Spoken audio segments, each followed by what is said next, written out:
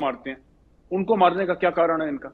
उनको इसलिए मारते हैं कि देखो तुम मुसलमान हो, तुम पाकिस्तान के लिए बात करोगे, अगर तुमने इंडिया के लिए बात करी तो फिर यू आर गॉन। ये मैसेज ये लोग पास कर रहे हैं, मुस्लिम्स को मारते हैं। और कितने मुसलमानों को इन्होंने मार दिया। वो जितने भी जेएन के पुलिस के मरे थे सबके सब तो मुस्लिम थे, जो नमाज के बाहर आए वो जिनको मार दिया। और जो वो उसका नाम भी पंडित ही था, वो डीएसपी था, जिसको मस्जिद के अंदर ही मार मार के जान से मार दिया उसको। और ऐसे कितने नाम हैं।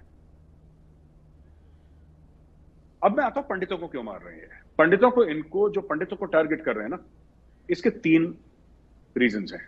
Number 1 reason, complete and absolute Islamisation of the valley, number 1। Number 2, pandit वहां से भाग जाएं जो पॉइंट 1 से कनेक्टेड है ना।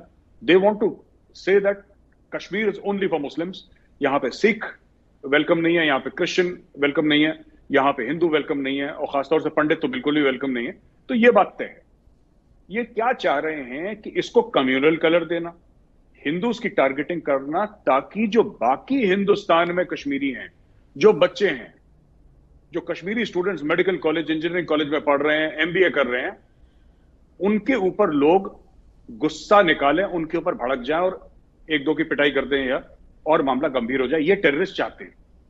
दिस इज देयर प्लॉय कि मारते रहो हिंदुओं को, कश्मीरी पंडितों को मारते रहो, तो हो सकता है बैंगलोर में इसका रिपरकशन हो सकता है नोएडा में इसका रिपरकशन हो सकता है कोटा में, जहां पे कोचिंग चलती है राजस्थान में, बड़ा फेमस सेंटर है कोटा, हो सकता है वहां पे इसका रिपरकशन हो।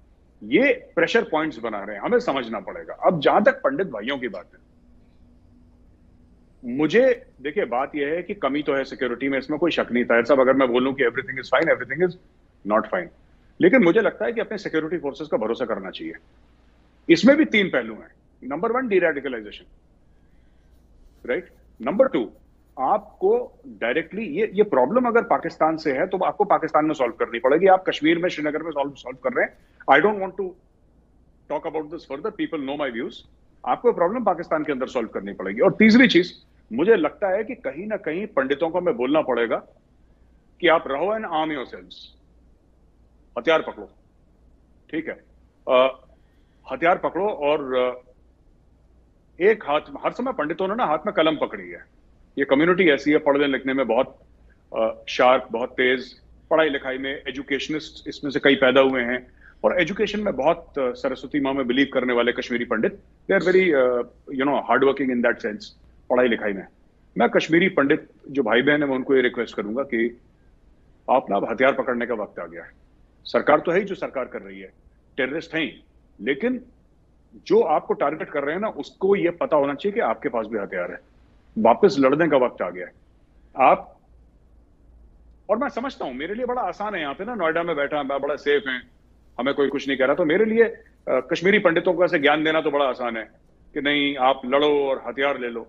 बट जितने भी कश्मीरी पंडित है, वो, मैं उनके लिए कितना प्यार है, कितनी इज्जत है, कितनी मोहब्बत है, मुझे कश्मीरी पंडितों को बताने की जरूरत नहीं। सब जानते हैं कि मेरे व्यूज क्या हैं, और मैं खुल के कश्मीर में जाके ये बोलता हूं कि मैं कश्मीरी पंडितों की कितनी इज्जत करता हूं, कितना प्यार करता हूं, और उनके लिए दिल में कितनी इज्जत है। ये कहने वाली बात नहीं है, वो मुझे जानते हैं, मैं उनको जानता हूं, ठीक है। लेकिन कहीं ना कहीं अगर आप चले जाएंगे दोबारा यहां से जम्मू, तो टेररिस्ट विल सक्सीड। तो इसका क्या मतलब है कि क्या आप अपने भाई बहन, माँ बाप, इनकी कुर्बानियां देते रहें? बिल्कुल नहीं, बिल्कुल नहीं। मैं ये नहीं कह रहा कि आप इनकी कुर्बानियां दें, लेकिन कहीं ना कहीं वापस लड़ना पड़ेगा। And you have to fight violence with violence. कहीं ना कहीं अगर टेररिस्ट गोली चलाए और कश्मीरी पंडित की तरफ से गोली वापस चलती है सेल्फ डिफेंस में, तो इनको भी पता लग जाएगा कि बॉस, ये ऐसे नहीं है कि आप घर में गए, घुसे और मार दिया आपने।